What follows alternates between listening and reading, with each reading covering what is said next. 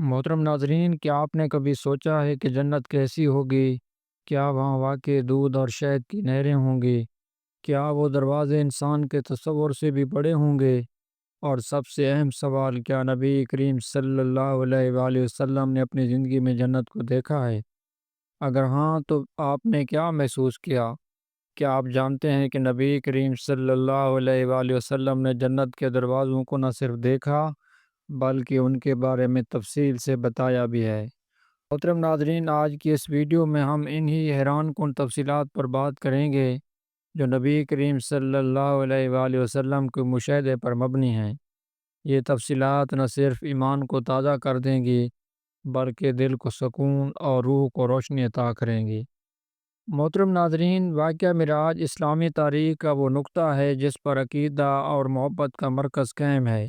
نبی کریم صلی اللہ علیہ وآلہ وسلم کو معراج کی رات آسمانوں کی سیر کروائی گئی۔ یہ ایک ایسی رات تھی جب زمین و آسمان کے پردے ہٹا دیے گئے اور نبی کریم صلی اللہ علیہ وآلہ وسلم کو وہ کچھ دکھایا گیا جو عام انسان کی نظروں سے اوجھل ہے۔ اس سفر کے دوران نبی کریم صلی اللہ علیہ وسلم کو جنت کے دروازے بھی دکھائے گئے۔ بخاری و مسلم کی روایات کے مطابق آپ صلی اللہ علیہ وآلہ وسلم کو پہلے آسمان سے ساتویں آسمان تک لے جایا گیا اور پھر سدرۃ المنتہا تک، جہاں جبرائیل علیہ السلام بھی آگے نہیں بڑھ سکتے تھے۔ یہیں نبی کریم صلی اللہ علیہ وسلم کو جنت دکھائی گئی۔ نبی کریم صلی اللہ علیہ وآلہ وسلم نے فرمایا کہ جنت کے 8 دروازے ہیں اور ہر دروازے کا تعلق مختلف عبادات اور صفات سے ہے۔ ایک دروازہ باب الصلاۃ ہے جو ان لوگوں کے لیے ہے جو نماز کے پابند رہے۔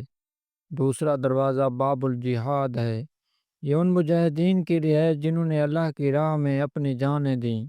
جنت کا تیسرا دروازہ باب الصدقہ ہے، ان سخی لوگوں کے لیے ہے جنہوں نے دولت اللہ کی راہ میں خرچ کی۔ اسی طرح باب الریان ان لوگوں کے لیے ہے جو روزہ رکھنے والے ہوں گے۔ نبی کریم صلی اللہ علیہ وآلہ وسلم نے فرمایا کہ روزہ داروں کے لیے خاص دروازہ ہوگا، اس سے صرف وہی داخل ہوں گے اور داخل ہونے کے بعد وہ بند کر دیا جائے گا۔ ایک اور روایت میں آتا ہے کہ نبی کریم صلی اللہ علیہ وآلہ وسلم نے فرمایا، میں نے جنت میں جھانکا تو اس میں زیادہ تر غریب لوگ تھے۔ یہ بات اس طرف اشارہ کرتی ہے کہ دنیا میں جنہیں ہم کم تر سمجھتے ہیں، جنت میں ان کا مقام بلند ہو سکتا ہے۔ نبی کریم صلی اللہ علیہ وآلہ وسلم نے فرمایا کہ جنت کے دروازے بہت وسیع ہوں گے، اتنے وسیع ہوں گے کہ ایک دروازے سے ایک ساتھ 70,000 فرشتے داخل ہو سکتے ہیں، پھر بھی رش محسوس نہیں ہوگا۔ کیا آپ تصور کر سکتے ہیں کہ ایسے عظیم دروازے کس قدر حسین اور شاندار ہوں گے؟ معراج کی رات نبی کریم صلی اللہ علیہ وآلہ وسلم نے جنت میں کئی مناظر دیکھے۔ آپ صلی اللہ علیہ وآلہ وسلم نے وہاں حضرت ابراہیم علیہ السلام کو بچوں کے ساتھ دیکھا جو ایک بڑی ندی کے کنارے بیٹھے تھے۔ آپ صلی اللہ علیہ وسلم نے فرمایا کہ یہ جنت کا ایک منظر ہے جہاں شہید بچوں کو رکھا جاتا ہے۔ نبی کریم صلی اللہ علیہ وسلم نے وہاں خوشبودار زمین، درختوں سے بھرے باغات، دودھ، شہد اور شراب طہور کی نہریں دیکھیں۔ آپ صلی اللہ علیہ وسلم نے جنت کے محلات دیکھے جن میں سے ایک ایسا محل بھی تھا جو سفید موتیوں سے بنا تھا اور اس میں جانے کی اجازت اس شخص کو دی گئی تھی جو غصے کو پی جائے اور لوگوں کو معاف کرے۔ نبی کریم صلی اللہ علیہ وسلم نے فرمایا، میں نے جنت میں ایک محل دیکھا تو جبرائیل علیہ السلام سے پوچھا، یہ کس کا ہے؟ انہوں نے کہا، یہ اس شخص کا ہے جو قرآن کی تلاوت بہت کرتا ہے اور رات کو قیام کرتا ہے۔ محترم ناظرین، ذرا سوچئے، جنت میں ایک ایسا محل صرف اس انسان کو ملتا ہے جو رات کو اللہ کے سامنے کھڑا ہوتا ہے، اپنی نیند قربان کرتا ہے اور اپنی آنکھوں سے بہتے آنسو لے کر دعائیں مانگتا ہے۔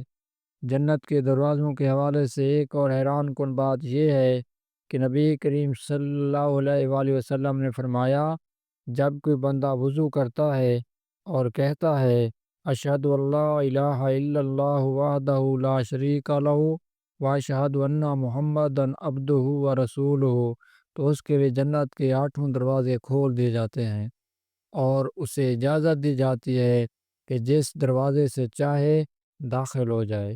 یہ حدیث ہمیں بتاتی ہے کہ روزمرہ کے چھوٹے چھوٹے اعمال بھی ہمیں جنت کے دروازے تک لے جا سکتے ہیں۔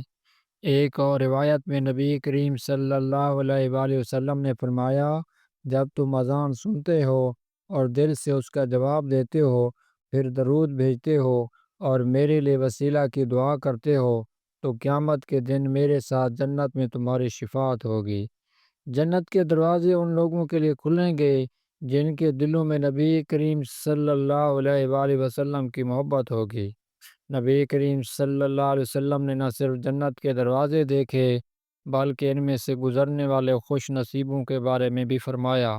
آپ صلی اللہ علیہ وآلہ وسلم نے فرمایا، میں نے جنت کے دروازے پر دستک دینے والے سب سے پہلے شخص کو دیکھا اور وہ میں خود تھا، یعنی جنت کا پہلا دروازہ نبی کریم صلی اللہ علیہ وآلہ وسلم کے لیے کھولا جائے گا اور آپ صلی اللہ علیہ وآلہ وسلم سب سے پہلے اس میں داخل ہوں گے۔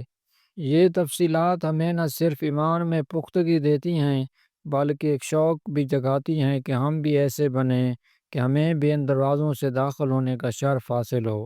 لیکن یہ دروازے ہر کسی کے لیے نہیں کھلیں گے، صرف ان خوش نصیبوں کے لیے جو تقوی، محبت، عبادت اور عاجزی کے ساتھ کی زندگی گزارتے ہیں۔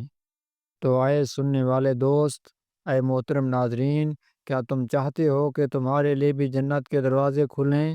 اگر ہاں، تو نبی کریم صلی اللہ علیہ وآلہ وسلم کی تعلیمات کو اپناؤ، ان کی سنتوں پر عمل کرو، دل سے توبہ کرو اور اپنے اعمال کو ایسا بناؤ کہ تمہیں بھی ان دروازوں کی جھلک نصیب ہو۔